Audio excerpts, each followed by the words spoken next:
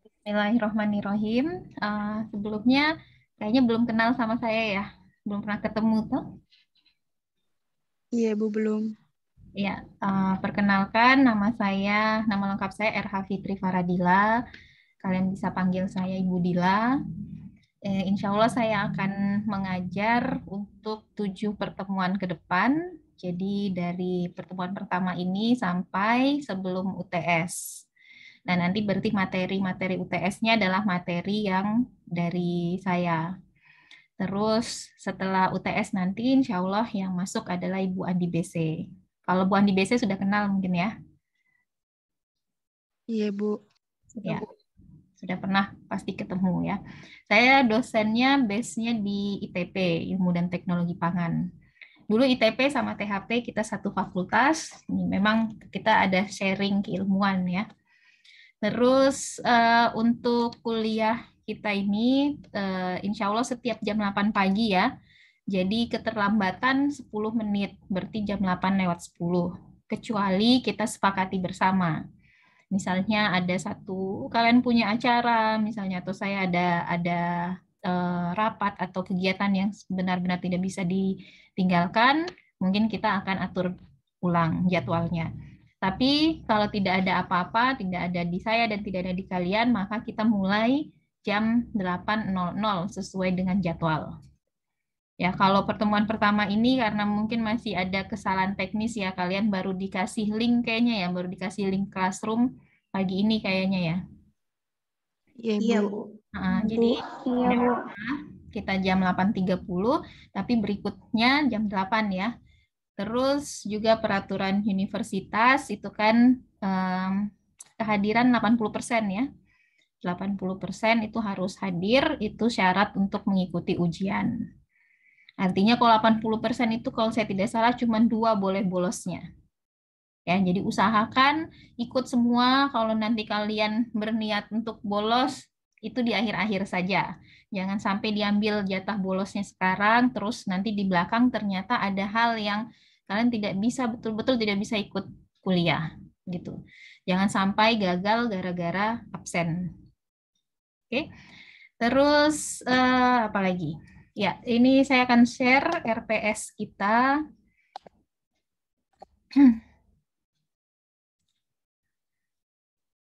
Eh,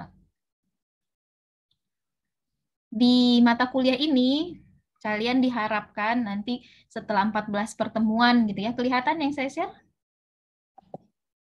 Kelihatan, Bu. Kelihatan, Bu.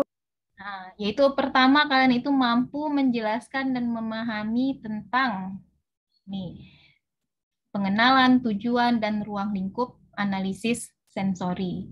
Jadi kalian harus sudah bisa nanti menjelaskan apa sih itu analisis sensori, tujuannya apa, ruang lingkupnya apa, terus juga tentang sifat-sifat sensori, ke klasifikasi kerusakan bahan pangan yang akan mempengaruhi atribut sensorinya. Terus kalian paham tentang indera manusia untuk mengukur respon di analisis sensori itu.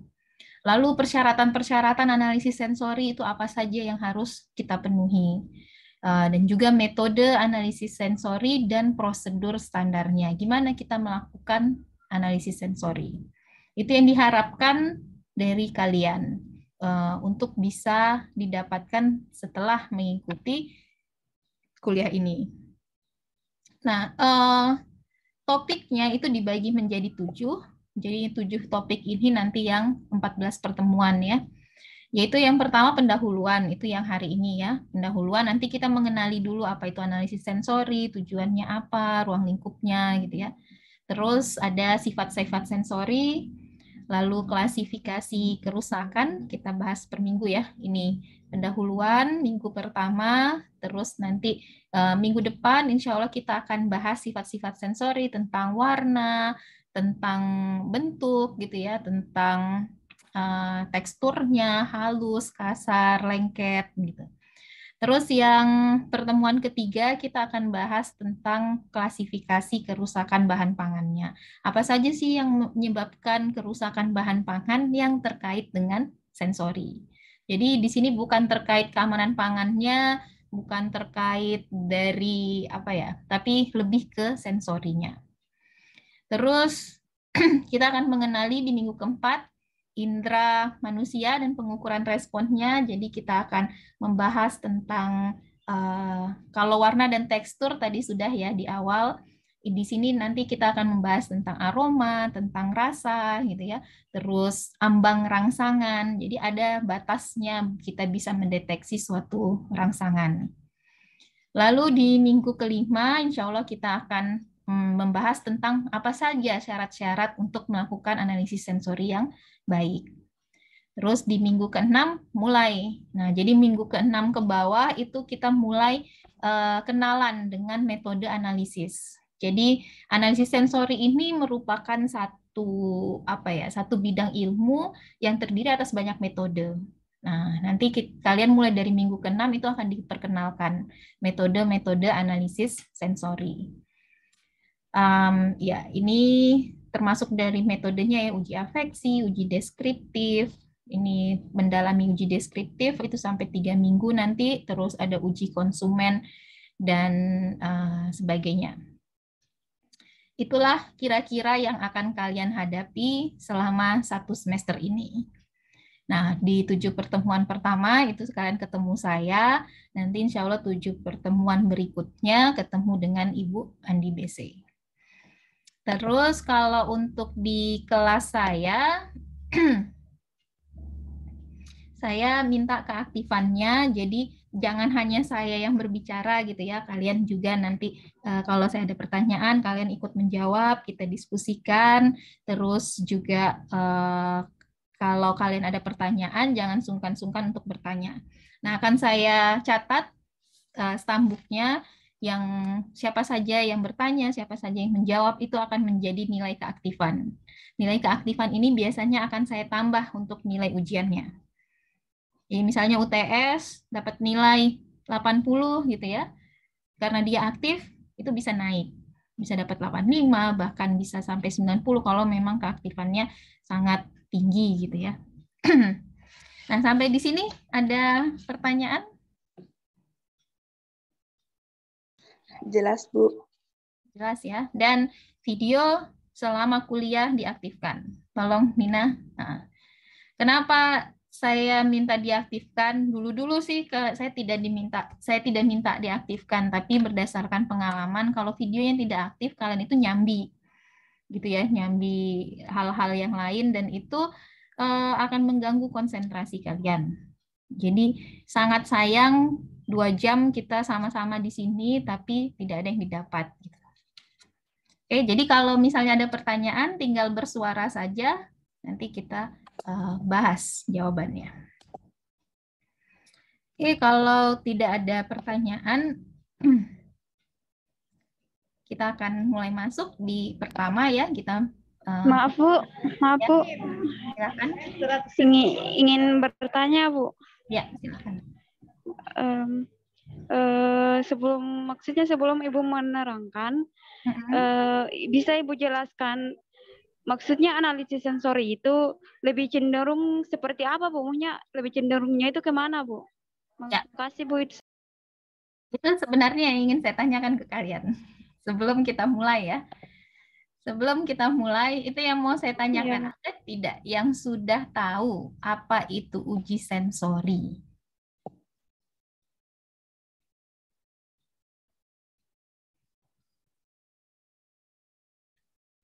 Sudah ada belum yang sudah pernah dengar gitu kan, atau sudah pernah lakukan? Jadi sudah ada bayangan sedikit gitu tentang apa itu uji sensori? Pengujian yang dilakukan dengan menggunakan indera manusia, Bu. Ya. Pengujian yang dilakukan secara langsung, Bu. Kalau Nina, pengujian yang dilakukan dengan menggunakan indera manusia. Secara manusia. Kalau Mita, pengujian secara langsung. Kalau secara langsung maksudnya gimana? Iya, Bu.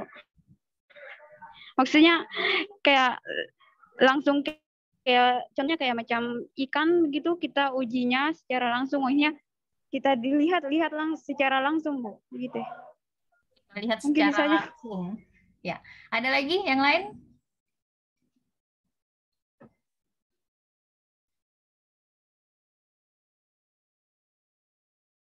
Ya, jadi tadi maksudnya Mita itu secara langsung itu juga mirip dengan Nina ya. Maksudnya adalah kita lihat langsung, kita rasa langsung, kita raba Iya, langsung. Bu. Oke.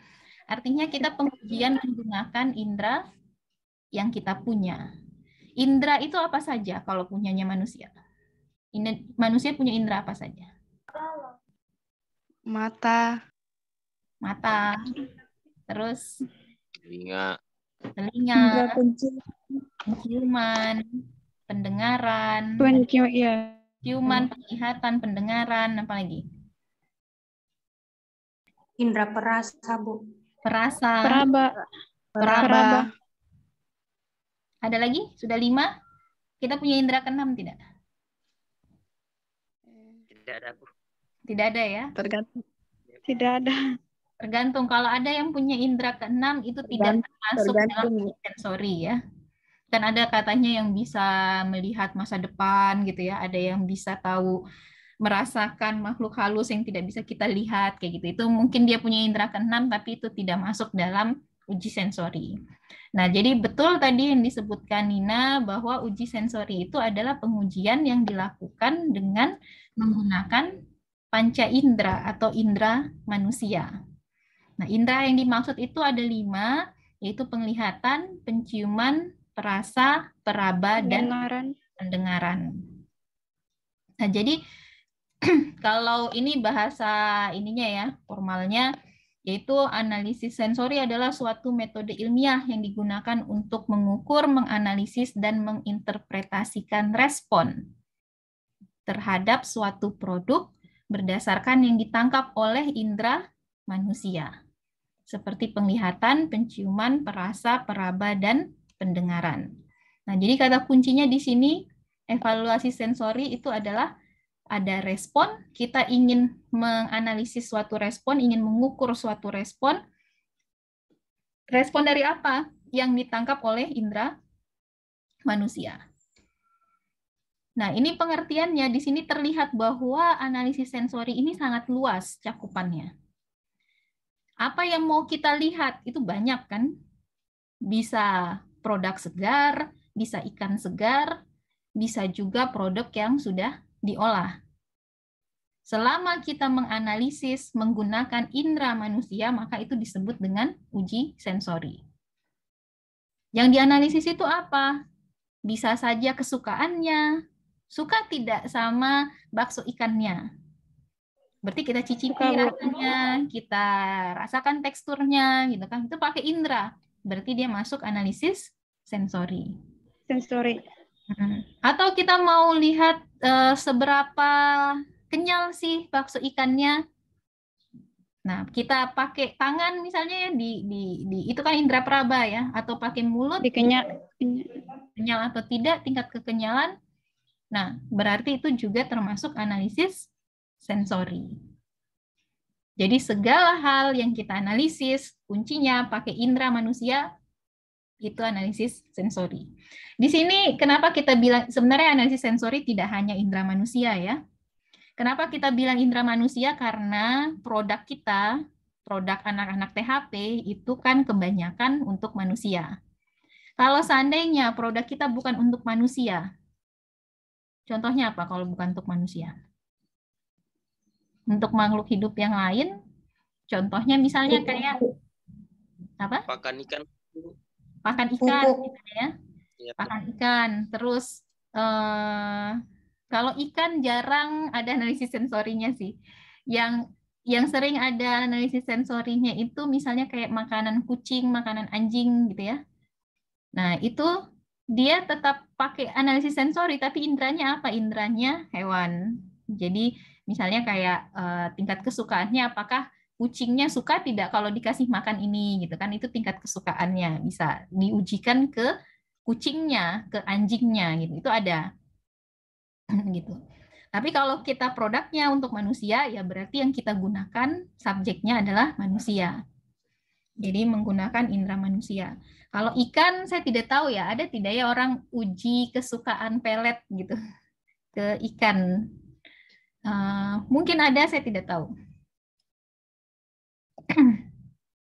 Nah, kenapa perlu kita lakukan uji sensori? Kira-kira apa pentingnya?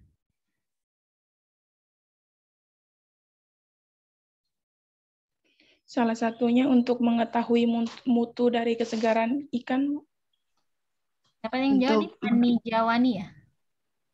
Iya, Bu. Untuk mengetahui mutu kesegaran.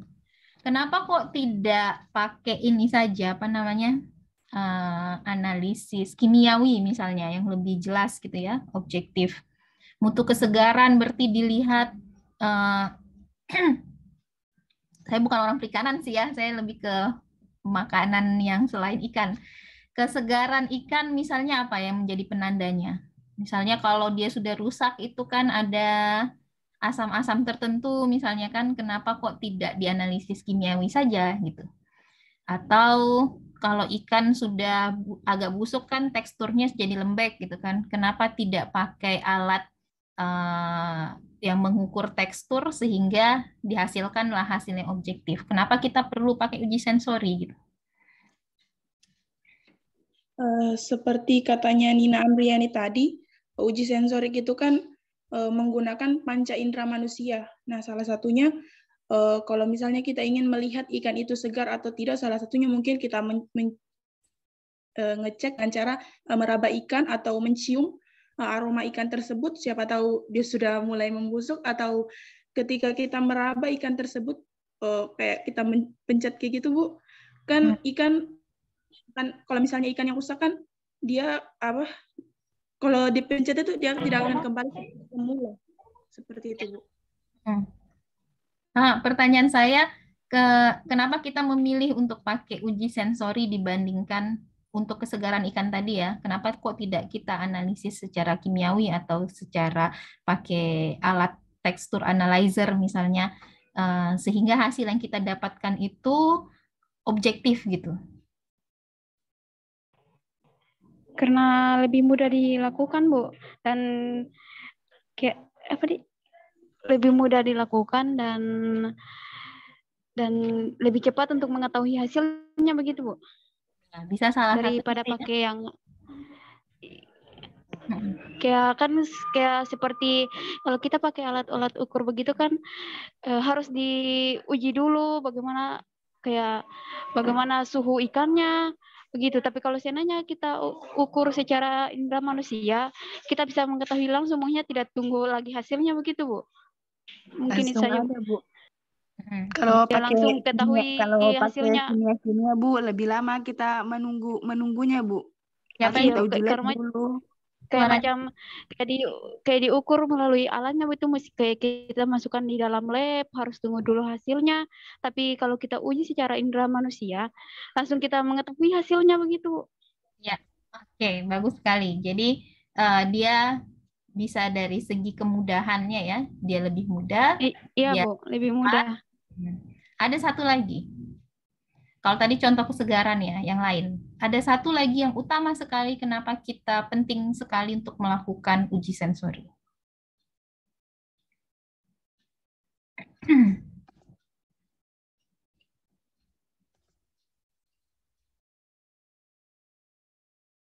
Satu lagi yang kalau tadi kan bisa pakai analisis kimiawi, bisa analisis fisik, tapi jadi lebih susah gitu kan. Kalau ini betul-betul tidak bisa. Cuman bisanya pakai uji sensori.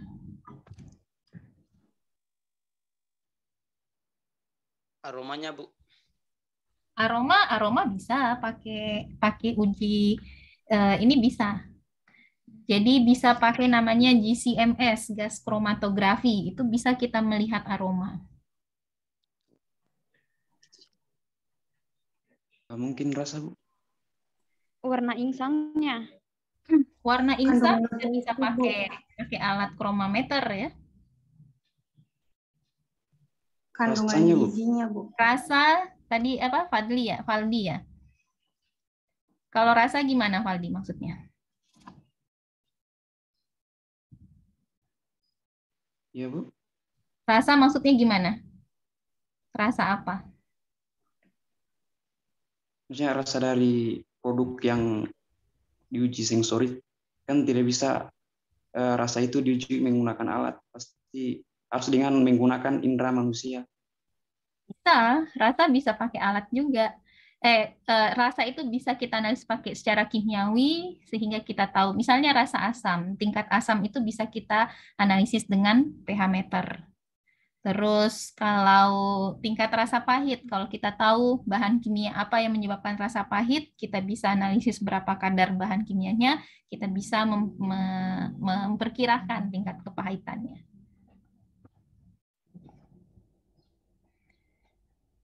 Ada satu yang kita tidak bisa, yaitu tingkat kandungan gizinya, Bu.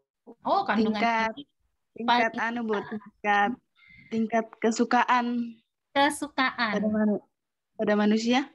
Kesukaan. Tingkat kesukaan itu tidak ada instrumen satupun yang bisa menentukan apakah produk itu delicious or not, enak atau enggak. Ya. Jadi hanya indera manusia yang bisa memberikan hasil yang terbaik untuk menentukan respon konsumen kita. Apakah konsumen kita kira-kira akan menyukai, akan menerima produk kita, atau tidak, itu yang paling bagus adalah manusia. Itu karena tidak ada instrumen yang bisa melakukannya. Kalau nilai gizi tadi justru sensori susah ya. Menentukan nilai gizi pakai uji sensori itu susah sekali. Nah, jadi itu.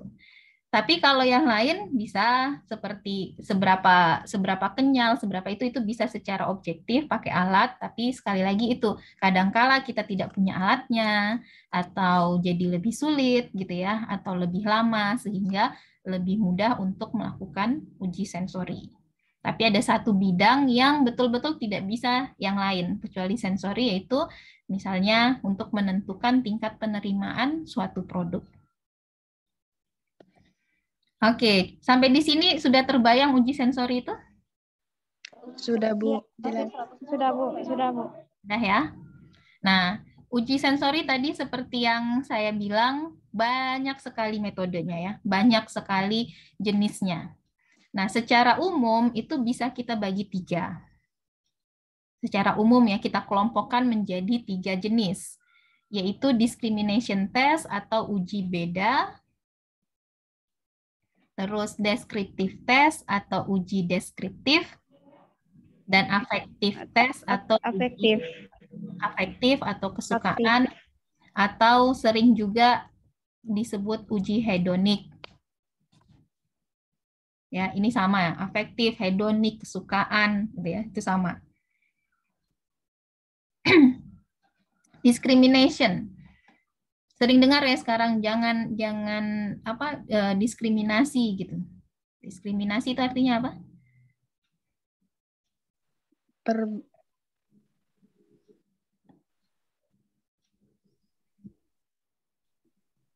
Menghina, Bu. Apa? Perbedaan, Bu. Ya, membeda-bedakan. Itu discrimination. Makanya dibilang di discrimination test itu uji beda. Terus uji deskriptif, artinya deskriptif itu apa?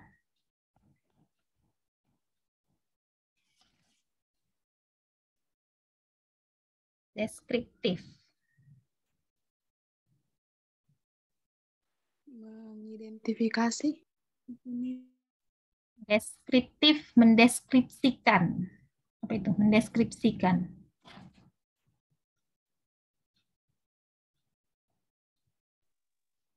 Menggambarkan, Bu. Menggambarkan, ya, menggambarkan, menjelaskan, gitu ya. Itu deskriptif. Jadi tuh semua uji-uji sensori itu bisa kita masukkan ke salah satu ini, kelompok ini ya. Nanti yaitu discrimination test ada banyak juga caranya. Tadi ya seperti yang kalau kalian sempat lihat di RPS tadi, ada uji segitiga, uji duo trio, dan sebagainya. Itu tujuannya adalah untuk uji beda. Nanti ada uji deskriptif sama uji afektif. Nah, ini kita akan kenalan dulu, kulitnya dulu sekarang. Nanti di minggu-minggu depan itu baru lebih mendalam ya. Nah, uji beda atau discrimination test itu ya, itu pertanyaannya adalah kita ingin menjawab apakah suatu produk atau dua produk gitu ya, atau 3 produk terserah, apakah produk-produk itu berbeda atau tidak. Gitu. Jadi apakah A berbeda dengan B? Dulu waktu anak-anak suka tidak main ini. Apakah gambar sebelah kiri berbeda dengan gambar sebelah kanan? Berbeda. Berbeda. Berbeda, Bu. Berbeda. Nah, itu uji beda. Jadi dia menanyakan apakah produk A berbeda dengan produk B? Dalam artian apakah dia secara diterima sama indera berbeda atau tidak? Jadi apakah rasanya berbeda, apakah teksturnya berbeda atau tidak? Nah, di uji beda ini biasanya yang diujikan itu bukan produk yang jelas-jelas berbeda. Misalnya apa? Bakso ikan sama bakso sapi. Itu kan dari warnanya saja sudah jelas berbeda, toh? Bakso ikan warnanya apa? Putih, Bu. Putih. Bakso sapi? Putih. Kemerah-merahan kalau sapi. Merah-merahan. Kemerah-merahan atau lebih ke ini? Kelihatan kalau sudah masak, Bu. Apa? Kayak abu-abu gitu ya?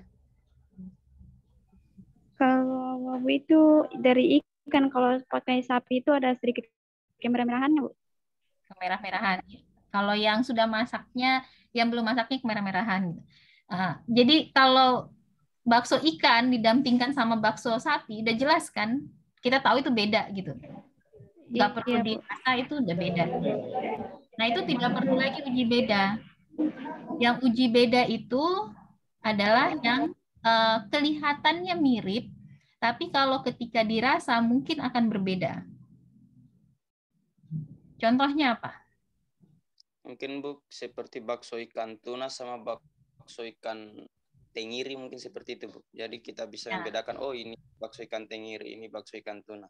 Karena dia kan sama ikan. Jadi kita bagaimana membedakan ini ikan apa dan ini ikan apa. Mungkin seperti itu, Bu. Ya, bisa seperti itu.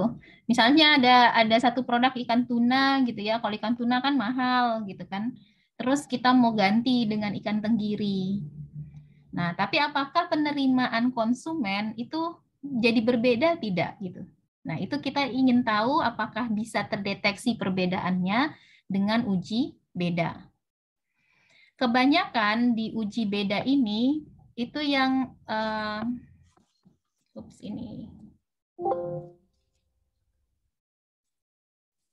kebanyakan di uji beda itu justru yang ingin kita capai itu adalah supaya produk A sama produk B itu tidak ingin kelihatan berbeda.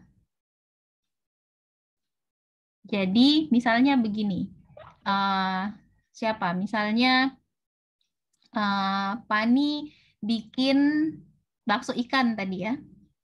Dia sudah punya merek, bakso ikan Pani.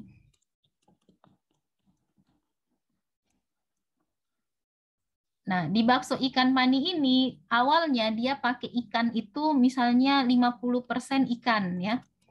Terus 50%-nya lagi tepung. Enak nih, enak. Terus konsumen suka, laku gitu ya. Tapi satu saat terjadi krisis, ikannya mahal sekali. Nah, kalau Pani tetap pakai resep ini, dia jadi rugi. Gitu ya. Mungkin suatu saat Pani akan berpikir, oke, coba saya kurangi deh ikannya, gitu ya. Ikannya mau dikurangi 40%. Tepungnya jadi lebih banyak. Ya. Ini yang produk awalnya. Ini produk yang baru mau dibuat sama Pani. Nah, kalau dia kurangin ikan, ada resiko kan? Resiko teksturnya berubah, rasanya berubah, warnanya berubah. Ada resiko begitu, iya tidak?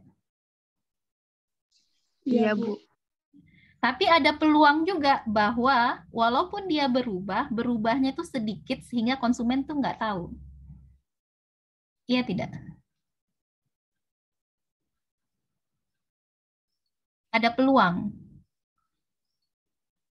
Walaupun kita ubah ikannya, tapi rasanya masih ada berubah, tapi sangat sedikit sehingga tidak akan terdeteksi. Konsumen kita nggak akan sadar.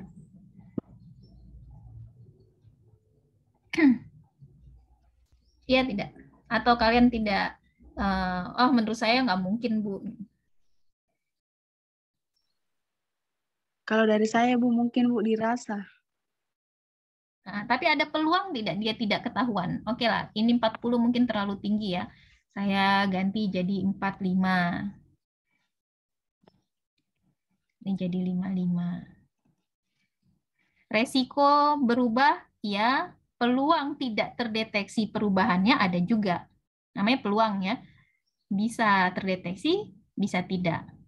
Nah, tapi harapannya Pani adalah konsumen tidak bisa mendeteksi. Walaupun dia ikannya dia kurangi, tapi konsumen tidak bisa mendeteksi perubahan itu. Sehingga dia bisa menghemat. Kalau dia menghemat, konsumennya tetap suka, biaya produksinya bisa tetap turun. Gitu. Nah, untuk supaya Pani bisa memastikan bahwa produk A dengan B ini tidak berbeda, maka dia lakukanlah uji beda. Nah, contoh misalnya di sini contoh uji beda itu adalah uji segitiga ya. Ini kita masih pengenalan ya, tidak akan bahas terlalu dalam. Misalnya uji segitiga, di sini ada dua produk ya, produk warna biru sama produk warna orange. Kita anggap tadi misalnya yang biru ini adalah produk A yang ikannya 50%, yang kuning ini adalah produk B yang ikannya 45%. Kelihatannya dia sama, kelihatannya ya. Nah, tidak kalau dilihat saja tidak akan bisa bedakan gitu. Kalau dilihat saja langsung bisa bedakan, tidak perlu uji beda tadi ya, sudah saya katakan. Nah, ini kelihatannya dia mirip gitu. Tapi mungkin teksturnya beda, rasanya beda mungkin. Tapi harapan kita dia tidak berbeda. Nah, maka kita lakukanlah tes gitu ya.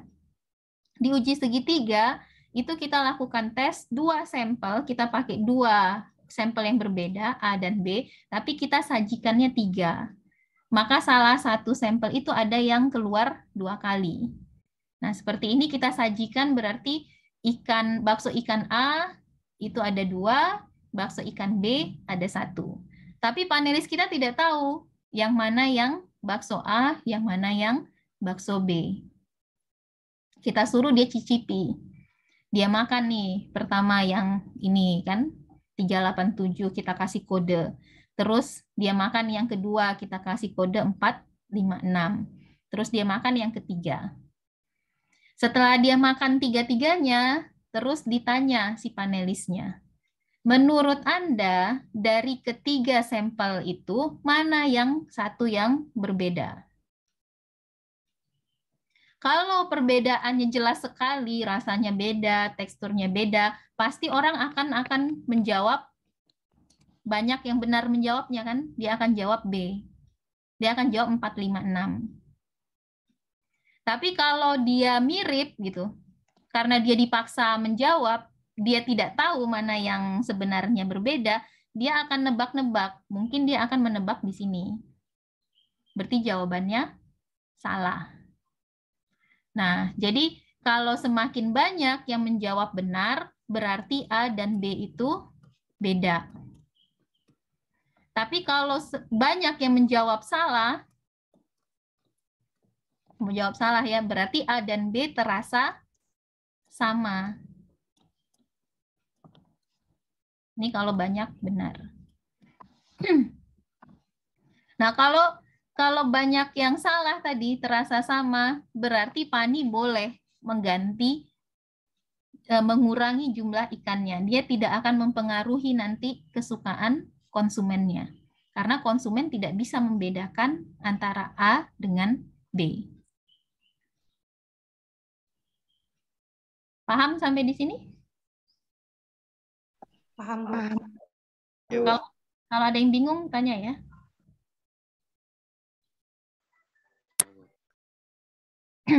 Itu salah satu contoh untuk uji beda.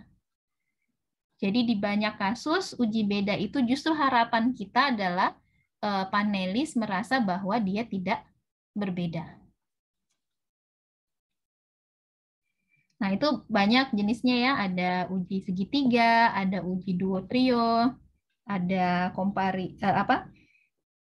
perbandingan berpasangan. Nah, itu akan kita bahas nanti lebih mendalam mulai dari pertemuan ke-6. Nah, terus untuk melakukan pengujian tadi kan dibutuhkan indera manusia kan, berarti dibutuhkan manusia sebagai subjeknya. Nah, pengujinya itu kita sebut dia sebagai panelis. Jadi panelis itu yang melakukan, yang mencicipi produknya itu disebut dengan panelis. Nah, untuk uji beda, panelisnya itu diharapkan orang-orang yang punya ketajaman sensori. Jadi lidahnya sensitif gitu ya, terus dia juga mengenali tekstur gitu, pendengarannya bagus gitu, penciumannya tajam. Tergantung apa yang mau kita analisis. Kalau kita mau aromanya berarti yang penciumannya tajam. Kalau kita fokus ke rasa berarti yang lidahnya oke gitu ya. Kadang-kadang itu kita menggunakan panelis terlatih. Nah, itu ada 2 jenis panelis ya. Ada panelis terlatih, ada panelis tidak terlatih. Sudah ada yang tahu apa itu? Belum ada, Bu. Belum tahu? Iya, Bu. Panelis terlatih, dari namanya ya, terlatih, berarti dia sudah dilatih. Panelis tidak terlatih, maka dia tidak pernah mendapatkan pelatihan. Nah, pelatihan apa yang dimaksud? Yaitu pelatihan untuk uji sensori. Panelis terlatih ini adalah orang-orang yang punya ketajaman sensori yang tinggi dan sudah dilatih tentang atribut sensori. Misalnya dia pelatihannya kalau produknya itu terkait dengan rasa misalnya ya, tingkat rasa pahit. Maka panelis terlatih itu adalah panelis yang dia sudah dikasih tahu kalau pahit itu seperti ini. Kalau pahit yang tingkatnya 10 itu kayak begini gitu. Diulang-ulang berkali-kali sehingga mereka itu penilaiannya lebih konsisten dibandingkan yang tidak terlatih. Kalau yang tidak terlatih sekarang dikasih gitu ya, coba rasakan minumannya menurut Anda tingkat kepahitannya berapa 1 sampai 10 misalnya. Dia jawab 5 gitu. Nanti minggu depan ditanya lagi, coba kamu cicipi minuman ini, berikan penilaian untuk tingkat kepahitannya. Minggu lalu dia jawab 5, mungkin sekarang dia jawab 9. Dia tidak konsisten. Itu yang tidak terlatih. Kalau yang terlatih, karena dia sudah diperkenalkan, kalau yang pahit 1 itu kayak begini, yang pahit 5 itu segini, yang pahit 10 itu segini, gitu ya. Dan dia dilakukan pengulangan berulang-ulang kali, maka dia lebih konsisten. Nah, untuk panelis uji beda, itu kadang-kadang pakai terlatih, tapi tidak harus, ya, tidak wajib. Yang paling penting adalah si panelisnya itu familiar dengan produk yang dites. Jadi jangan kalian mau uji beda bakso ikan, tapi ke orang yang tidak pernah makan bakso ikan. Gitu. Jadi ujilah ke orang yang familiar dengan produknya. Kira-kira jumlah panelis yang diperlukan itu 25 sampai 40 untuk uji beda. Uji beda. Terus replication itu pengulangan, itu suatu yang common atau biasa gitu ya, jadi biasa diulang. Pengulangan di uji sensori itu bukan sampelnya, misalnya kamu punya 2 sampel gitu ya, terus mau diulang 3 kali ulangan, bukan jadi 6 gitu, bukan 6 sampel terus kita sajikan ke satu orang panelis gitu ya. Tapi kalau disebut dengan 3 kali ulangan, maka pengujiannya ini dilakukan 3 kali. Jadi kalau misalnya kalian uji bakso ikan tadi ya, hari Senin uji bakso ikan. Terus mau 3 kali ulangan, maka Senin lakukan pengujian pertama, nanti misalnya Rabu lakukan pengujian kedua, Kamis lakukan ujian yang ketiga. Itu yang 3 kali ulangan. Bukan sampelnya langsung brek gitu ya, 6. Soalnya ini banyak yang melakukan kesalahan ini di kakak kelas. Saya tidak tahu di THP, tapi itu yang terjadi di ITP. Nah, itu untuk uji beda. Sampai sini ada pertanyaan untuk uji beda? Jelas, Bu. Jelas, Bu. Oke, lalu ada yang kedua yaitu uji deskriptif. Nah, uji deskriptif itu tadi yang mendeskripsikan, menceritakan bagaimana karakteristik dari suatu produk. Jadi dia tidak berbicara apakah produk A berbeda dengan produk B, tidak. Dia tidak membandingkan, dia hanya menceritakan produk A itu. Contoh di sini, saya punya apa ini? Tidak kelihatan nih. Saya matikan dulu background-nya kayaknya.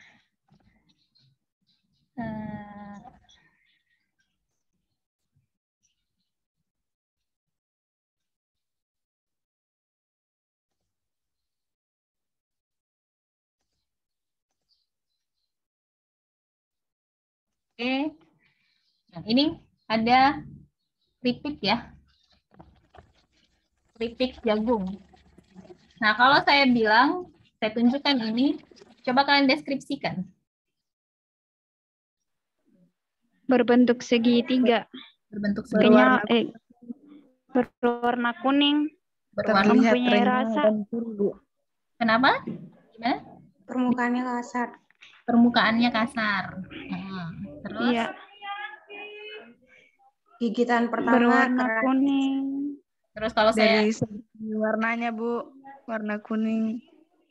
Warna kuning. Renyah-renyah. Dari Crispy. Keras. Keras. ada yang bilang Crispy keras. begitu. dari segi penglihatan, Bu, ya gurih. Ada yang bilang Ya, iya gurih, Bu, maksudnya. Ya gurih. Terus boleh silakan.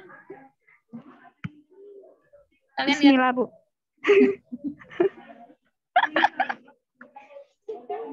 Nah, itu deskriptif. Ya, menceritakan karakteristik produknya. Jadi dia tidak bicara berbeda atau tidak, dia tidak berbicara enak atau tidak, suka atau tidak, bukan. Dia hanya mendeskripsikan saja. Bentuknya segitiga, warnanya kuning kecoklatan misalnya, teksturnya, tekstur permukaannya kasar, tapi dia punya tingkat kerenyahan yang tinggi misalnya. Nah, apakah dia disukai? Itu beda cerita ya. Jadi deskriptif itu hanya menceritakan produk kita. Oke.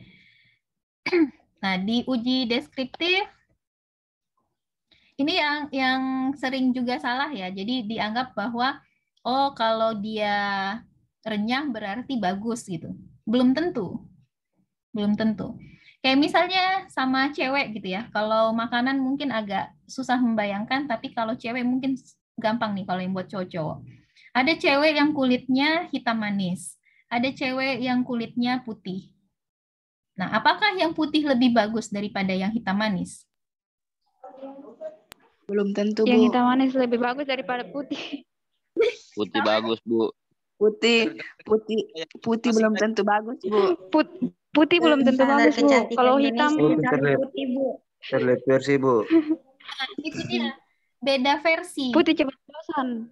Kalau Beda. menurut saya, kalau mau dapat perbedaan dari cewek-cewek seperti itu, semua orang akan terlihat cantik pada orang yang tepat.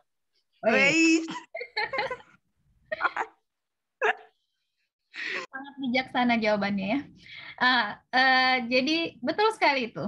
Nah itu dia. Jadi bukan deskriptif, itu dia hanya mendeskripsikan tadi ya. cewek itu kulitnya putih gitu ya, mulus gitu. Terus cewek yang B itu hitam manis gitu. Terus dia tinggi, misalnya yang satu pendek, yang satu apa gitu. Tapi belum tentu itu yang disukai. Ada orang yang justru suka yang putih tadi ya. Ada banyak gitu yang putih yang bagus Bu. Ada yang bilang yang hitam manis itu yang bagus gitu. Karena yang putih ini kelihatan pucat gitu. Ada yang suka yang tinggi gitu. Ada suka yang agak rendah gitu. Soalnya kalau yang rendah imut-imut, kalau yang tinggi amit-amit gitu ya. Tergantung gitu. Jadi bedakan antara deskriptif sama kesukaan. Tadi warnanya kuning, apakah itu disukai? Belum tentu. Gitu ya. Apakah yang renyah itu yang disukai? Belum tentu. Gitu. Siapa tahu ada yang suka keripik tapi yang anyep gitu ya. Saya tidak tahu. Itu kalau renyah biasanya sih yang umumnya ya. Orang cari keripik itu yang renyah. Nah, tapi seperti itu. Deskriptif itu dia hanya menceritakan sifatnya saja. Apakah dia lebih bagus? Belum tentu. Ya. Nah, panelisnya untuk uji deskriptif ini adalah panelis yang terlatih. Ya, highly trained. Jadi betul-betul yang sudah terlatih. Karena kita tadi mau mendeskripsikan. Mau mendeskripsikan bahwa rasanya tadi itu tuh asinnya tingkatnya seberapa gitu kan. Gurihnya itu segimana. Itu yang bisa betul-betul mendeskripsikan secara objektif itu adalah panelis yang terlatih. Kalau panelis tidak terlatih, itu biasanya dia tidak konsisten. Kadang-kadang dia bilang sangat renyah, besok dia bilang cukup renyah, gitu ya. Kalau moodnya lagi nggak bagus, dia bilang nggak renyah, misalnya. Nah, kalau panelis terlatih, itu kita tidak butuh banyak orang. 10-12 itu cukup, karena panelis terlatih ini dia memang tidak seobjektif mesin gitu ya, tidak seobjektif alat kayak alat tekstur analyzer atau apa gitu ya. Tapi dia cukup objektif dibandingkan manusia kebanyakan. Jadi dia lebih konsisten. Jadi kita perlunya 10-12 orang saja cukup. Replication itu diperlukan, jadi untuk betul-betul melihat apakah karakteristik yang diceritakan itu konsisten atau sesuai atau tidak, itu kita lakukan pengulangan. Nah, ini merupakan uji deskriptif, itu termasuk uji yang sangat komprehensif gitu ya, dan paling informatif. Jadi dia benar-benar bisa menjelaskan tentang sifat produk tadi. Bagaimana bakso ikan kita tadi itu sifatnya itu seperti apa sih profilnya. Nah, itu tuh diuji deskriptif. Sampai sini ada pertanyaan?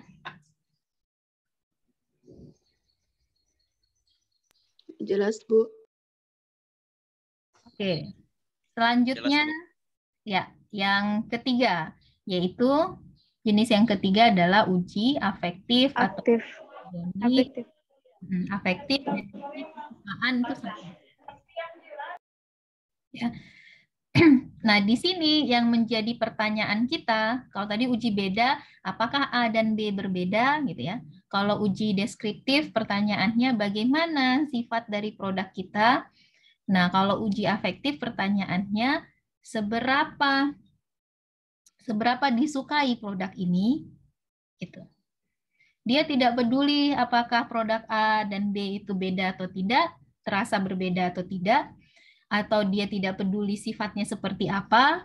Di uji hedonik ini kita hanya peduli tentang seberapa tingkat kesukaan. Ya, seperti di sini ada 3 es krim gitu ya. Kalau uji beda jelas beda toh. Yang satu putih, yang satunya coklat, yang satunya pink gitu kan. Dari warnanya saja sudah berbeda. Kalau dideskripsikan juga ini pasti berbeda-beda.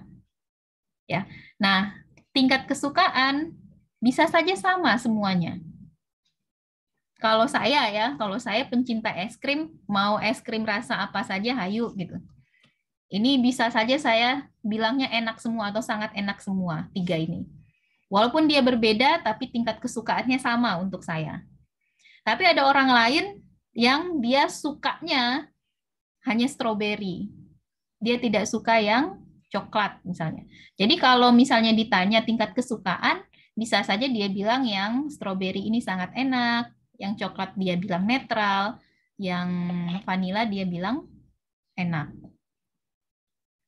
Dan Pagi, Bu Prof. Dan ini dan Pak Nur. apa namanya? Ya, Sebentar ya. Pagi, Bu Mariani. Saya Apa sambil kabar? menguji juga soalnya. Sebentar. Baik, Bu. Gimana kabarnya, Bu? Ibu, saya izin ini ya sambil menghajar. Nanti saya masuk pas menguji. Oh iya, iya. Tidak apa-apa, Bu. Kalau di live. Oke, ini kalau online bagusnya kita bisa banyak yang dikerjakan, tidak bagusnya jadi banyak sambi-sambinya ya. Oke, kita lanjutkan. Untuk uji kesukaan, nah kebalikannya uji deskriptif tadi.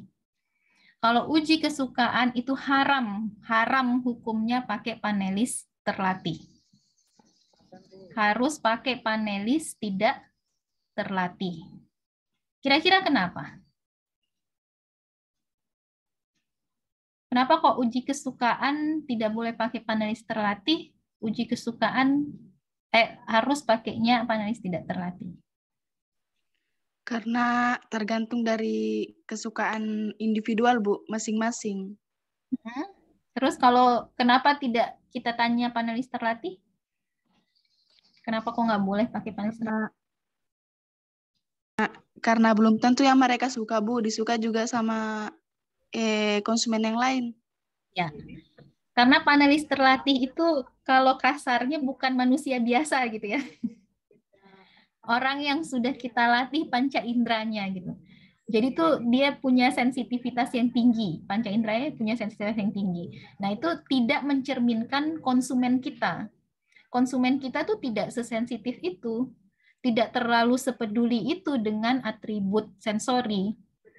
Nah kalau kita mau tanya tingkat kesukaannya mereka, yang mereka suka itu belum tentu disukai sama konsumen kita sebenarnya.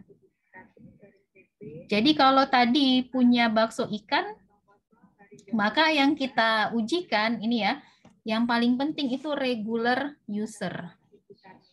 Pengguna reguler dari produk kita. Jadi kalau tadi mau bakso ikan, yaitu orang-orang yang kira-kira siapa sih konsumennya bakso ikan?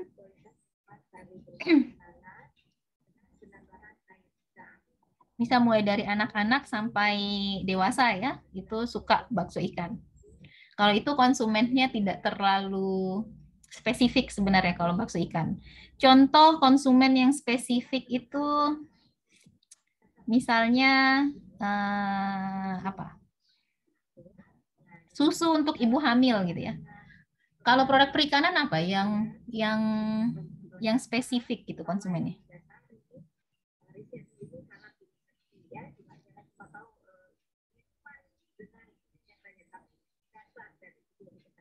Produk perikanan. Ikan presto bandeng itu kira-kira untuk siapa?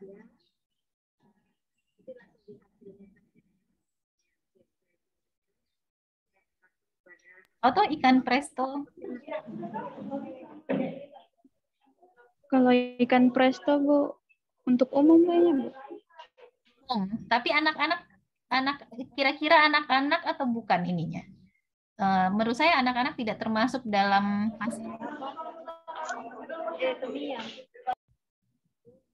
atau orang tua, Bu. Biasanya orang tua ya, yang lebih dewasa ya kayak. Iya, Bu. Mungkin dari umur 17 ke atas. Yang suka bandeng. Iya, Bu. 17 ke atas, 17 ke bawah. 17 ke atas. Nah, tidak terlalu ini konsumennya itu 17 ke atas. Nah, ketika kita menguji ikan bandeng, produk kita misalnya yang bandeng presto, nah jangan diuji ke anak-anak gitu. Karena anak-anak bukan target pasar kita. Tapi sebaliknya, kalau misalnya kita bikin permen ikan tuna, bisa tidak? Apa gitu ya, produk permen misalnya ya, permen itu untuk anak-anak. Maka sebaiknya panelis kita adalah dari anak-anak. Jangan dikasih ke orang tua. Orang tua mungkin tidak suka dengan permen itu. Terlalu manis lah dia bilang gitu kan. Tapi kalau ke anak-anak dikasih yang manis justru dia suka. Nah, ini ya banyak yang kesalahan ya kalau penelitian kalian biasanya nanti tuh uji kesukaannya kasih ke mahasiswa. Padahal mungkin produk itu target pasarnya itu bukan mahasiswa. Tapi biasanya masih dimaafkan karena penelitian S1 itu baru belajar penelitian ya. Ya, jadi tidak masalah gitu panelisnya mahasiswa. Mau apapun produknya panelisnya mahasiswa gitu. Padahal tidak. Kalau uji kesukaan yang harus kalian tahu gitu ya, walaupun prakteknya mungkin kita latihan di penelitian salah, tapi untuk uji kesukaan kalau seandainya kalian nanti punya produk, mau mengetahui tingkat kesukaannya nanti di konsumen, maka gunakanlah orang yang biasa mengkonsumsi produk yang mirip. Jadi bikin terasi, kasih ke orang yang biasa makan terasi. Jangan justru kasih ke orang yang tidak pernah makan terasi. Bikin makanan bayi untuk, nah kalau bayi gimana? Target pasar kita bayi nih. Bikin MPASI dari ikan misalnya ya, produk ikan. Target pasarnya bayi. Bisa tidak bayi melakukan uji sensori? Tidak bisa, Bu. Tidak bisa, Bu. Siapa bilang? Menurutku bisa saya, Bu. Karena Oh, bisa, Bu. Bisa, Bu. Mungkin cuma rasanya, Bu. Tapi gimana caranya? sekali. Dia tidak makan, Bu, ataukah pas sudah makan dia dia muntah kah, Bu, atau maksudnya ditandai dengan sakit perut, Bu, berak-berak. Ya. Jangan sampai sakit perut ya. Kalau sampai sakit perut itu produk kita tidak aman namanya. Jadi produk yang diujikan ini harus aman secara kimiawi, biologis, ya. Tapi yang kita analisis itu cuma sensorinya saja, kayak rasa, terus itu. Tapi kalau dimuntahkan lagi, dilepeh gitu ya, bukan sampai pencernaan, nah itu bisa untuk uji sensori. Nah, jadi kalau ke bayi, jangan ditanya ya, jangan pakai skor gitu. Nanti kita akan bahas tentang skor ya. Jangan pakai skor. Ini kalau menurut Ade, tingkat kesukaannya dari 1 sampai 5 yang mana gitu. Ya dia belum tahu. Jangan, apalagi disuruh isi formulir, nggak bisa. Nah, tugas si penelitinya itu untuk melihat ekspresi anaknya, terus apakah dia nambah lagi atau tidak, terus setelah dia makan dia keluarkan lagi dari mulutnya atau gimana. Nah, jadi bisa untuk uji organoleptik ke uji sensori. Uji organoleptik sama sensori itu sama ya. Uji organoleptik atau sensori ke bayi. Tapi itu tadi ya, apalagi untuk bayi, itu produk harus sudah dipastikan aman. Kalau kalian saja ragu-ragu mencicipinya, jangan kasih ke bayi, kasihan bayinya. Dan itu juga tidak etis ya. Kalian bisa dituntut nanti. Nah, karena dia panelisnya itu tidak terlatih, maka di uji kesukaan ini sebenarnya dibutuhkan banyak sekali panelis. Itu 75 sampai 150 panelis ya. Nah, ini juga yang sering dilanggar kalau penelitian gitu ya, paling panelisnya kalau kalian lihat skripsi kakak kelas kalian 30 orang lah gitu ya. Sebenarnya itu kurang gitu. Cuman sekali lagi itu karena faktor latihan penelitian gitu ya jadinya, dan sulit untuk mendapatkan 75 sampai 150 orang, kind of dimaafkan gitu. Nah, itu untuk uji kesukaan. Ada pertanyaan?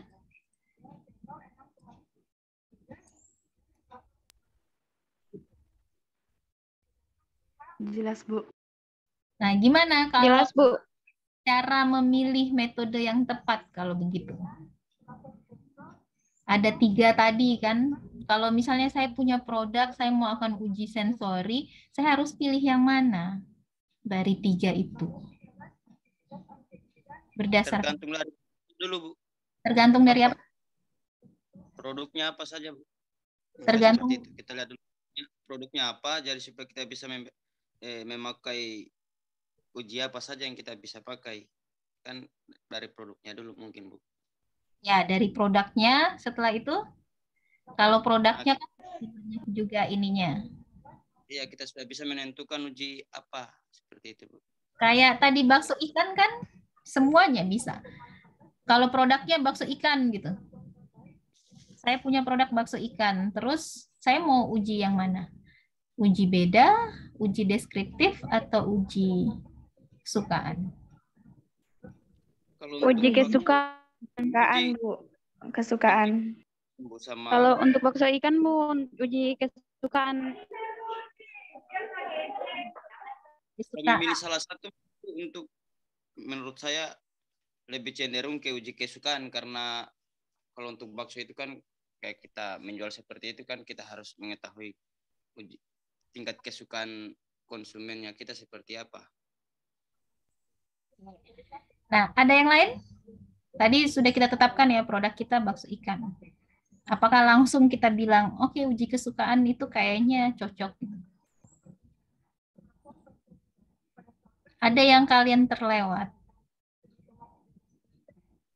Tapi kalau untuk pengujian secara terstruktur mungkin bagusnya tiga-tiganya kita menceritakan dulu ke orang seperti ini produk ini, terus kita uji beda, terus kita memberikan kepada konsumen supaya mereka bisa, supaya kita mengetahui bagaimana tingkat keinginannya mereka atau tingkat kesukaannya mereka seperti itu, Bu. Tapi kalau misalkan kita ambil salah satu dari uji tersebut, ya kalau menurut saya, Bu, uji kesukaan saja, Bu. Kalau seperti itu. Tapi kalau itu berarti Tumara berdasarkan feeling berarti toh? Iya, Bu. Berdasarkan feeling saya seperti itu, Bu. Nah, itu yang tidak boleh kita memutuskan sesuatu berdasarkan feeling. Karena feeling kita bisa saja salah. Kalau untuk analisis ya. Kalau untuk cari cewek tadi berdasarkan feeling itu penting itu. Kalau untuk uji yang bersifat ilmiah itu kita tidak boleh berdasarkan feeling.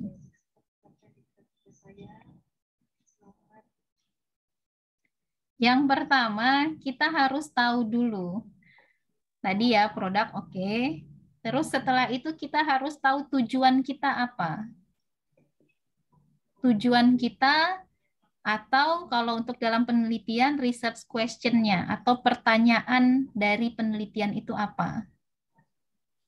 Apa yang mau kita cari tahu?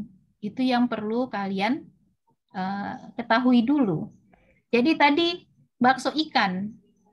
Nah, bakso ikan ini apa tujuannya? Kalau ingin tahu apakah bakso ikan yang saya buat itu disukai sama konsumen, oke, berarti uji kesukaan. Kalau tujuannya saya ingin tahu apakah bakso ikan saya mirip dengan bakso ikan yang sudah ada di pasar, maka saya pakai uji beda. Kan kita ingin tahu kan bakso ikan kita itu jauh beda tidak sama punyanya orang yang sudah sukses gitu. Yang kita tahu kalau sudah sukses berarti disukai sama orang. Misalnya kalau tujuan kita adalah ingin mendeskripsikan, kita ingin memahami bagaimana sifat dari produk kita, sehingga kalau kita produksi lagi, kita tahu profil apa atau sifat apa yang penting yang harus diperhatikan, maka kita uji deskriptif.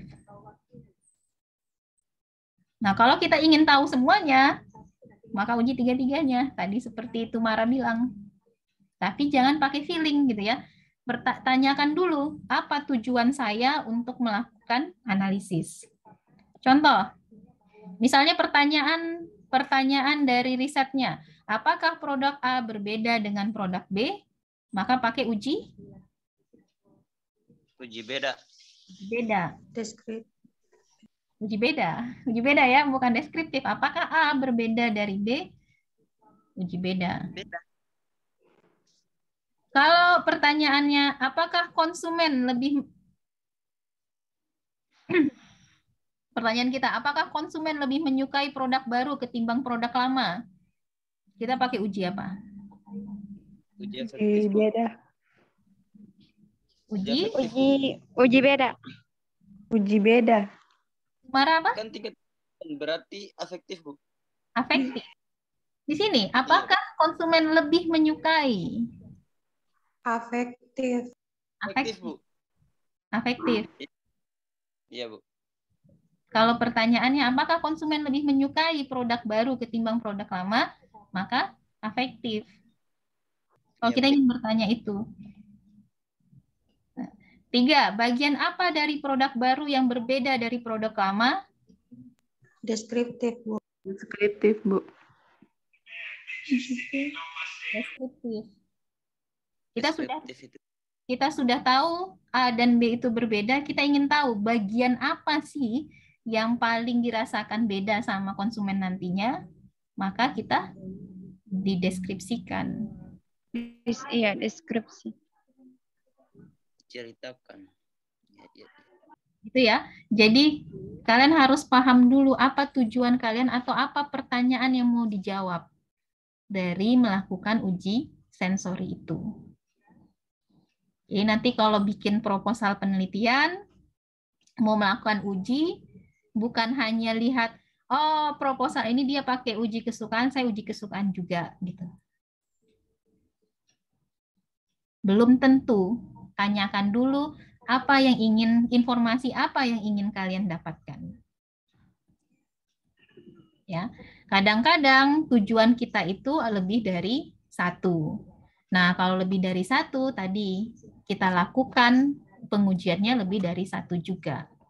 Contohnya, perusahaan A mengganti supplier tepung terigu untuk produk biskuit. Mungkin tadinya dia pakai misalnya Bogasari, sekarang pakai Kompas gitu kan. Pertanyaannya dia, apakah mengganti supplier terigu berdampak pada kualitas sensori biskuit? Itu pertanyaannya dia. Ini pertanyaan yang ingin dijawab ya. Apakah mengganti supplier terigu berdampak pada kualitas sensori biskuit? Nah, kira-kira dia pakai uji apa?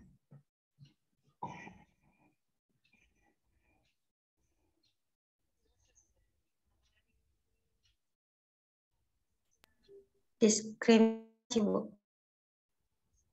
Deskriptif? Bisa diulang? Maaf. Perusahaan A mengganti supplier terigu untuk produk biskuitnya. Apakah mengganti supplier terigu berdampak pada kualitas sensori biskuit? Kalau menurut saya, Bu, uji beda, Bu. Diskriminasi. Deskriptif. Uji beda dulu, ya. Uji beda, Bu. Uji beda dulu. Uji beda dulu apakah biskuit pakai terigu yang lama sama terigu yang baru. Kan gitu. Itu dulu, uji beda dulu. Kalau dari hasil uji beda, ternyata produk lama dengan produk baru itu terasa perbedaannya, baru nanti uji deskriptif. Untuk menentukan bedanya itu di mana. Ya. Kalau dari hasil uji beda ternyata tidak berbeda, ya tidak perlu kita lakukan uji deskriptif. Berarti dia sama dengan produk yang sebelumnya, walaupun tepung terigunya berubah mereknya. Gitu ya, contoh yang kita butuh 2. Nah, kalau misalnya beda, uji beda tadi kan setelah uji beda ternyata berbeda, kita lakukan uji deskriptif. Nah, setelah itu muncul pertanyaan baru. Nah, terus apakah biskuit baru ini dengan deskripsi yang berbeda, apakah disukai atau tidak? Maka uji afektif.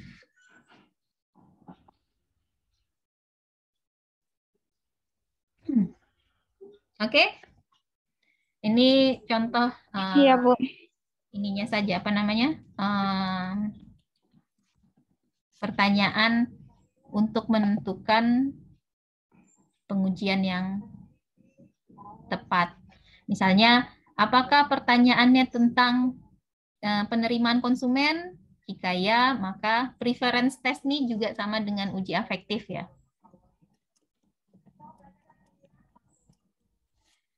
Kalau misalnya pertanyaan yang bukan tentang kesukaan, berarti no kan. Terus apakah dia pertanyaan tentang analisis sensori yang lain? Jika ya, apakah pertanyaannya tentang beda atau sama?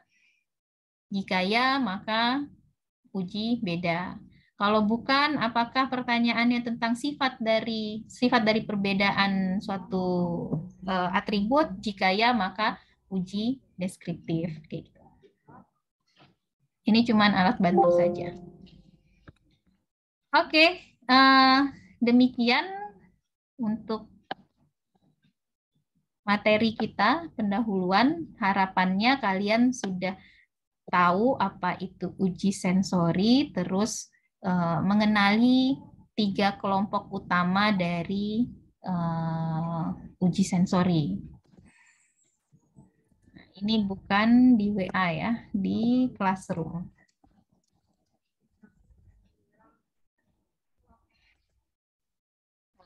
Tugas kalian supaya lebih bisa memahami ya, berikan satu contoh kasus untuk masing-masing uji sensori tadi, untuk uji beda, untuk uji kesukaan, untuk uji apa lagi? Satu lagi, deskriptif. Contoh kasusnya kapan sih ada kita melakukan uji itu gitu. Nanti tugasnya di-upload di Google Classroom ya. Ini kasus ini bisa kasus hasil imajinasi kalian atau memang sudah terjadi. Ada pertanyaan?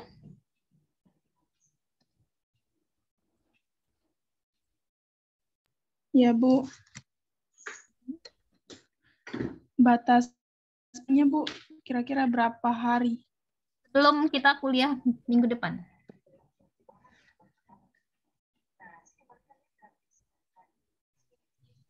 Iya, Bu. Untuk link penguploadan tugasnya nanti dikirim atau kita langsung saja upload di Classroom? Nanti saya buatkan di ininya, classwork-nya ya. Saya buatkan sekarang.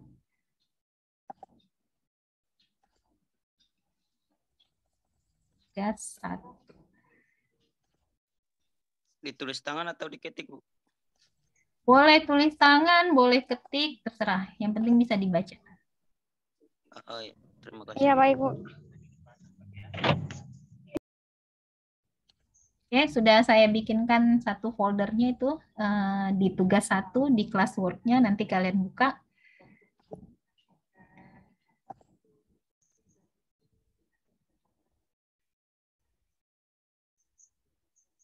Oke, ada pertanyaan lagi? Jelas, Bu.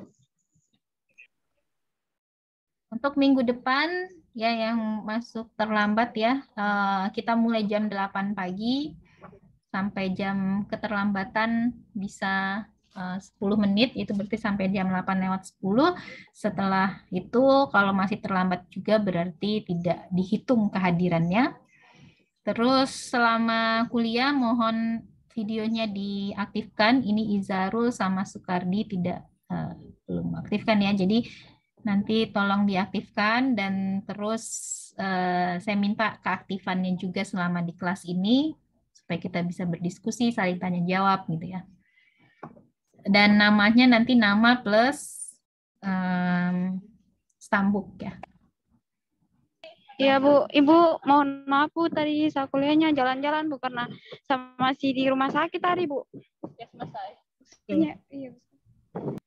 Ya, Maaf, Bu. Ya, usahakan kalau tidak penting sekali gitu ya, bisa di satu tempat. Karena walaupun kita punya multitasking itu beda konsentrasinya. Iya, Bu. Iya. Kasih, Bu. Oke, ada lagi pertanyaan? Jelas, Bu. Oke, kalau tidak ada lagi, maka saya sudahi pertemuan kita hari ini. Insya Allah minggu depan kita ketemu lagi jam 8. Assalamualaikum warahmatullahi wabarakatuh. Waalaikumsalam warahmatullahi wabarakatuh. Waalaikumsalam. Terima kasih Bu.